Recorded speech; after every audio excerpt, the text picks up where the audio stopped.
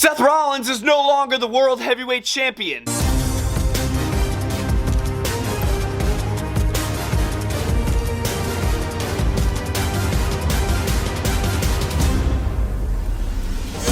Rollins, this is Bretto live on YouTube. Yeah, you heard me right. This past Monday night on Raw, they relinquished Seth Rollins to the World Heavyweight Championship. Super duper unexpected. I was shocked. Oh my gosh, that's the way they opened up Monday Night Raw on Netflix. My name is Bretto Live. Today we are going to be talking about Monday Night Raw and Friday Night Smackdown in a WWE action figure setup style. Going to be starting off this video with Monday Night Raw. Halfway through, we're going to be talking about Smackdown. It's called The Week in Review, and this just happens to be episode 327. Let's jump into Raw. Adam Pearce would open up the show, and I was like, what is Adam Pearce about to say? So the Vision, yep, they're still calling him the Vision, even though Seth Rollins was kicked out of the group that he made. Vision interrupt this, and basically Braun Breaker is forced to give Adam Pearce the World Heavyweight Championship, and Adam Pearce lets us all know that Seth Rollins is injured, and he will be out indefinitely, probably a couple months until he returns, maybe hopefully in December. So Braun kind of toyed with Pearce. He's like, say please, say it respectfully, and then he eventually gave Pearce the World Heavyweight Championship, but it was kind of humiliating, and then they just ended it with a Paul Heyman segment. Pearce would get his revenge later in the show, though. But this is so disappointing in my opinion, bro. I wanted Seth Rollins on my television screen, bro. I really freaking did. It's so sad that he's actually injured. That sucks, man. Speaking of unexpected, we have new WWE World Tag Team Champions, and it's Dragon Lee and AJ Styles. They fought the Judgment Day. What a hell of a tag team match this was. Oh my gosh, JD McDonough, Finn Balor. They are so freaking awesome, man. Great former tag team champions, even though they didn't defend them that much, but I feel like that's because of their heel nature. But AJ Styles and Dragon Lee, after a near fall from Styles, I thought they weren't going to give it to Styles and Dragon, but they eventually did after Styles hit the frickin' Styles Clash on Finn Balor, winning those WWE World Tag Team Championships. I still can't believe it. I still cannot believe it. What is this? Dragon Lee and AJ Styles Tag Team Champs? It's so random, but I like it. I like it. It's so freaking interesting. Another championship match for the books over here. We had Rusev having his rematch up against Dominic Mysterio for the Intercontinental Championship, and it kind of ended similar to the first time with a low blow. So Penta decided to get involved once again. He kind of popped out of the barricade randomly as Dominic was trying to leave with his championships, but Dom would eventually just grab the hammer again. He put the ring bell hammer in his boot, tried to do a 619. It didn't work this time. But when the ref was trying to get the hammer out of the ring because Rusev was trying to use it, Dom would hit yet again another low blow, winning the match. Dom lies, he cheats, he steals, and everybody loves him. I love it, man. Dom is such a great character now. It's crazy. Remember when he couldn't even talk on a microphone? The boos were so loud, and now everybody freaking loves him. It's amazing. Rusev, I really don't know where Rusev goes from here. I really couldn't tell you. He loses once again here for the Intercontinental Championship. Okay, Maxine Dupree always gives it her all when she's in the ring, but I just don't like Maxine Dupree. She got a rematch here for the Intercontinental Championship because the last time she faced Becky Lynch, she won by countout. It was a goofy countout. The referee counted 8, 9, 10 super duper quick, and I was like, bro, what the frick? Yeah, she defended against Becky Lynch, and Becky Lynch low-key started getting worried about Maxine Dupree. Maxine started showing up a little bit more than she usually does, so Becky decided to grab her championship and nail Maxine right in the back of the head, causing a disqualification. So Becky retains the championship, and Maxine basically just gets screwed over pretty much. And Becky's pretty pissed off too, understandably, because her husband was turned on and injured by his own group, so it's understandable. Battle Royal main event, right? And the winner's gonna face CM Punk at the Saturday Night Main Event November 1st, of course, to crown a new World Heavyweight Champion, because Punk already has the right to fight for the championship. It was supposed to be up against Seth Rollins, but plans have changed. Seth Rollins is injured, so it's gonna be a Battle Royal. Adam Pearce takes Braun Breaker and Bronson Reed out of that Battle Royal just to shove it in the face of Heyman, shove it in the face of Breaker for embarrassing him in the beginning of the show. That was very interesting, and then Paul Heyman actually gets into it with Becky Lynch. Becky Lynch is obviously pissed because, dude, her husband's put on the shelf by this scumbag, by this freaking piece of crap Paul Heyman, man. Paul tried to, offer Becky Lynch, a hand in the Vision. She's like, no, you're still part of the Vision if you want to be, and Becky's like, I'm not going to fall for your tricks, man. I actually really liked this promo from Becky Lynch. Most of the time, I do hate on Lynch. This was really good, man. Her getting in the face of Paul, talking in his ear.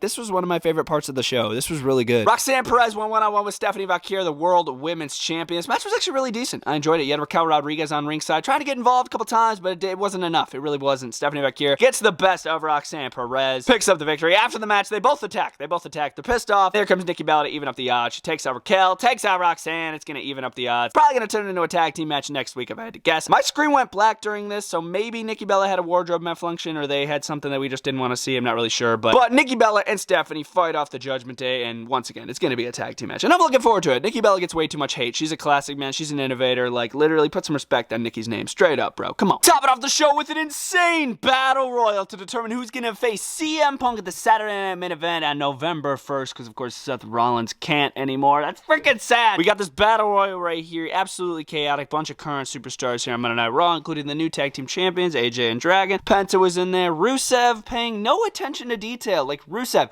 why wasn't he all over Dom? I swear, he barely touched Dominic Mysterio this entire match. Horrible attention to detail from Rusev. Jimmy, the entire match, was helping Jay out and helping him not get eliminated, because in the end, Jay would eventually eliminate Jimmy when Jimmy was trying to eliminate LA. So Jay, I mean, I guess the World Championship's more important than his brotherhood. Dominic Mysterio was eliminated twice because Sheamus had got into it on ringside with a couple of superstars. So Dom's like, wait, no referee saw me get eliminated, so he went back in the ring. He eventually would get eliminated by Jey Uso in the final two. But yeah, Jay will go up against Punk. They go face to face. I can't wait for it, man. Straight up. Some people are a little annoyed that Jay's getting another opportunity, and I can understand why. I feel like Jay gets a lot of opportunities, but at the same time, I mean, who doesn't want to see Jay versus Punk? Saturday Night main event. Most likely Punk's gonna win unless somebody screws that matchup, which somebody could very well screw it up. Maybe the Brawns, because they were screwed out of this battle royal. Very well possible. But yeah, pretty solid battle royal. It definitely had my attention. My favorite moment of the show was Becky Lynch confronting Paul Heyman. That was so freaking awesome. Favorite match, easily the battle royal. I love the battle royal. That or the World Tag Team Championship match with Dragon, AJ versus the Judgment Day. Such a great match. So two solid contenders there for favorite match. Ranking the show out of 10, I'm gonna give it a 7 out of 10. Definitely was better than this past Friday night on Smackdown. Speaking of Smackdown, let's talk about this week's new episode. Friday Night Smackdown from Tempe, Arizona. Here we go. I got my Phoenix John Cena farewell t-shirt on. Let's talk about this better than last week episode of Friday Night Smackdown, that's for sure. Oh my god, coming off of last week's Smackdown, at least me personally, I wasn't a big fan of last week's Friday Night Smackdown, but this week, hopped off. Let's talk about it. Opening up the show with Cody Rhodes. He would cut his classic Cody Rhodes promo talking about the botched main event last week, how it was supposed to be Fatu versus Drew,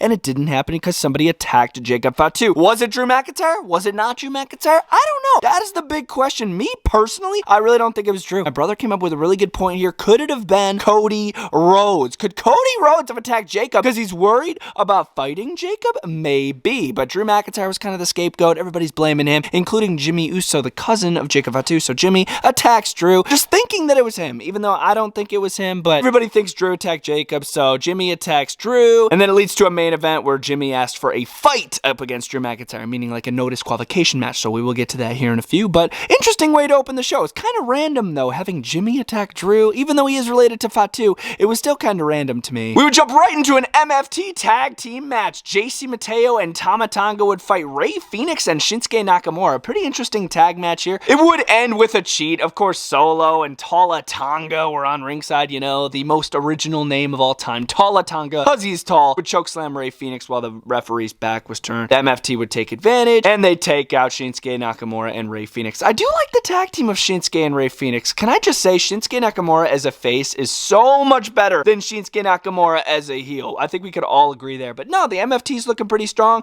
I could see them being the 5-man team in War Games. I really can. Whoever they fight, I don't know who it's going to be yet, but they're looking pretty good here, even though they had to cheat to win. Tiffany Stratton had a really good matchup against Kiana James. I was not looking forward to this match whatsoever. She came out and absolutely balled, dude, with freaking Kiana James. Match was so good. She did the prettiest moonsault on Kiana James, pick up the victory. I've seen improvement in Kiana James. Dude, more improvement in Tiffany Stratton every time she steps in a WWE ring. She is such a great WWE Women's Champion. After the match, Julie actually jumps in the ring. The United States Women's Champion attacks Tiff, kind of like a 2-on-1 beatdown. Here comes the return of Jade Cargill after that nasty gash in the top of her freaking eyebrow. You guys remember when she got that? So Jade comes out. It looks like she's just here to help Tiffany Stratton, but eventually she will turn on Tiffany Stratton and Jade Cargill turns heel. This is so much needed for her. You don't even know, like, the face Jade Cargill, in my opinion, it hasn't been working. She's been getting stomped all over. Like, she's such this massive physique, this jacked woman. You think she'd be, like, terrifying. This big heel, not this big baby face. I feel like a heel gimmick is gonna work so much better for her. She absolutely annihilated Tiff, throwing her over the freaking announce table, stomping her freaking face in. Referees and officials had to come out to break it up, but man, Jade Cargill popping off over here, bro. She looked awesome as a heel. I was really hoping at first. I'm like, she might stay face. Nope. Blast Tiffany Stratton, and it felt freaking great. She's coming after the Women's Championship again. We've kind of seen the match already, but we haven't seen it with Jade being the heel, so it might be a different outcome. You never know. What is with Kit Wilson in these backstage segments? Like, bro's getting into it it with Damian Priest and then Aleister Black, and now he's getting into it with Mello. Like, what is happening here? Mello's interview was interrupted backstage, and then this should have been The Miz. Why is this not The Miz? I want to see Miz versus Mello, not Kit Wilson versus Mello. Mello had a great promo backstage, by the way. He felt face. He really felt face. Gave props to The Miz because he's a legend, but at the same time, I'm working for me now. But yeah, Kit Wilson kind of interrupts. They're going to have a match next week. Miz will probably interrupt that, but yeah, this should have been The Miz here. But oh, I'm so excited to see what Mello's going to do, dude. Seriously. Well, if you guys watched last week, I wasn't too fond of Ilya Dragunov taking the United States Championship off of Sami Zayn, but I didn't know that Ilya was going to continue the United States Open Challenge. Let's freaking go. Unbesieged bar. Okay, I'm down. Sami Zayn bestowed the honor to Ilya to continue the United States Championship Open Challenge, and here he is doing it. Who responds? Aleister Black with Selena Vega, of course, in the corner of him. First time we're seeing them two on TV in a full match, so Selena's going to get involved multiple times, try to, do a Hurricane Rana to Ilya. It doesn't work out because Damian Priest, his music would eventually hit, distract Aleister Black, leading to this freaking insane Moscow headbutt that Ilya does. Knocks out Aleister, picks up the victory, retains the U.S. title. Ilya's looking pretty good. I'm actually really, really impressed with him, so great job, Ilya. And after the match, Damian Priest looked to do a lot of damage to Aleister Black. He really did. He was whipping him all over the announce desk. Luckily for Aleister's wife, Selena Vega, jumping on the back of Damian Priest, he wasn't able to do any more damage, but oh my goodness, it was close. Luckily, Selena was there. That might be the insurance policy Aleister Black needs to, take that next step in his career, his wife. But yeah, they would escape and Damian Priest would be left high and dry. It will be Wepa time, another time, Damian Priest. And our main event of the show is a no disqualification match. Jimmy Uso versus Drew McIntyre, one-on-one. This match was alright. It was kind of just it was a no DQ match. A couple tables involved, a couple steel chairs involved, steel steps, announce table, fighting in the crowd. Basic stuff. Drew McIntyre picks up the victory over Jimmy Uso, obviously here in the end with a little Claymore kick. Looks to beat him up even more after the match, and it took Cody Rhodes long enough to come out, man. Like, he literally waited for Jimmy Uso's head almost to get slammed in a chair, literally, to finally make his way out and help Jimmy Uso. So here comes Cody Rhodes, helps out Jim, but it doesn't work out. Cody Rhodes eats a Claymore. So Drew McIntyre ends this Friday Night SmackDown on top, which, looks pretty good for him. I believe these two are fighting at Saturday Night Main Event. Obviously, Cody's going to retain that championship, but I still feel like a heel Cody Rhodes is in the midst. Why did it take him so long to come out to help Jimmy Uso? Kinda sus, Cody Rhodes. For match, low-key, I want to give it to Kiana James and Tiffany Stratton. I really do. I loved that match. Ranking this SmackDown out of 10. Last week, I gave it a 4 out of 10. This week, I'm giving it a 7 out of 10. And my favorite moment was watching Jade Cargill turn heel. That was very cool. I enjoyed that. But yeah, guys, that was the weekend review. I hope you guys enjoyed Raw and SmackDown this past week. Stay tuned for next week where we run it back. And stay tuned for tomorrow's video. We got a banger dropping Sunday. You guys are not going to want to freaking miss it. I might have got a little revenge on who has been taking my freaking figures. So stay tuned for tomorrow's video. It's going to be amazing. And I will see you guys next time. Bretto Live is out.